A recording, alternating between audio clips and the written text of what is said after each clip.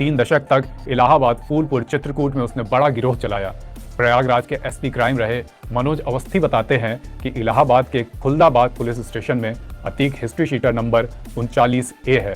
Police के dossier के मुताबिक अतीक के गैंग को अंतर्राज्य गिरोह 227 के रूप में लिस्टेड किया गया है, जिसमें 121 सदस्य शामिल हैं। 1989 में अतीक अहमद ने पॉलिटिकल डेब्यू करा। इलाहाबाद पश्चिम सीट से चुनाव लड़ा। अतीक का जलवा ऐसा था कि वो निर्दलीय जीतकर यूपी विधानसभा पहुंचा, वो भी लगातार 3 बार के निर्दलीय विधायक अतीक को 1996 में समाजवादी पार्टी से टिकट मिला और वो जीता। फिर 2002 में अपना दल से जीते, लेकिन 2004 में अतीक अहमद सपा से सांसदी का टिकट ले आए। फूलपुर से सांसदी लड़ी और माननीय विधायक जी माननीय सांसद जी बन गए। सांसद बनने के बाद अतीक ने इलाहाबाद पश्चिम विधानसभा सीट छोड़ दी। 2004 में ही इस सीट पर उपचुनाव तय हुए और अतीक ने सपा के ही टिकट पर अपने छोटे भाई खालिद अजीम उर्फ अशरफ को लड़वाया।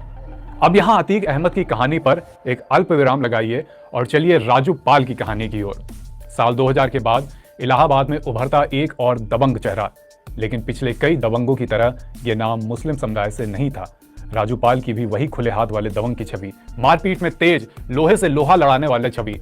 राजू पाल ऐसे शख्स के तौर पर उभरा जो अतीक के गुर्गों को भी दबोच लेता था। इस नाते राजू पाल को उन लोगों का समर्थन मिला जो अतीक और उसके गुंडों से परेशान रहते थे।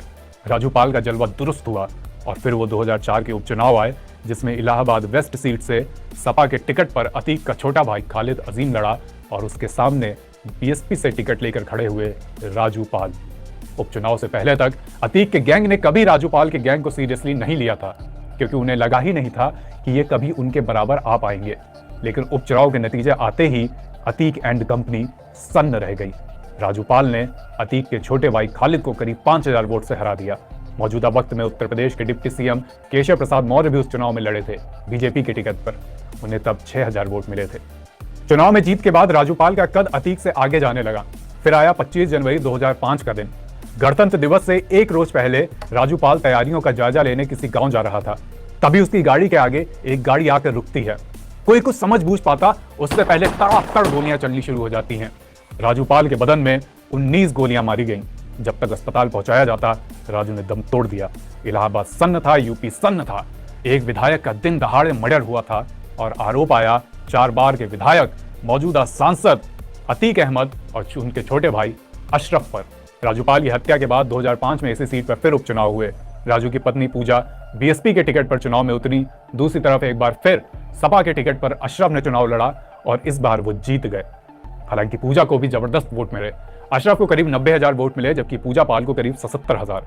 लेकिन एक साल बाद ही जब राज्य में विधानसभा चुनाव हुए तो पूजा ने अशरफ को उसी सीट पर करीब 11,000 वोट से हरा दिया। इस तरह इलाहाबाद की उस खूनी भिड़ंत का एक चक्र पूरा हुआ। लेकिन राजू पाल के मर्डर में नाम आने के साथ ही अतीक अहमद के राजनीतिक करियर का पतन शुरू हो गया। अतीक इसके बाद कभी अपराधी की छवि से बाहर नहीं निकल सका। राजनेता की छवि बना पाना दूर की बात रही। अतीक के पॉलिटिकल ग्राफ में ऐसी गिरावट आई कि 2012 में अपना दल का टिकट लेकर वो खुद